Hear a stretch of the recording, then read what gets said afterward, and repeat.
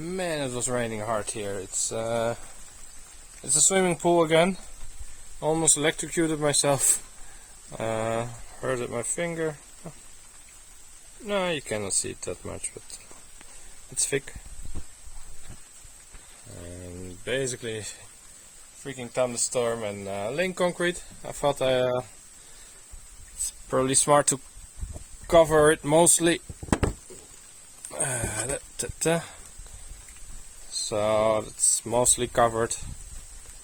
It doesn't matter too much if the surface isn't so wow, but yeah, we keep continuing.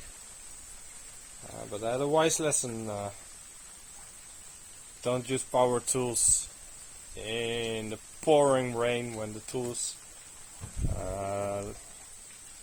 laying outside, a little bit wet. Squeeze the trigger and it was like felt the electricity go through my fingers. So yeah, learned something today. Ciao.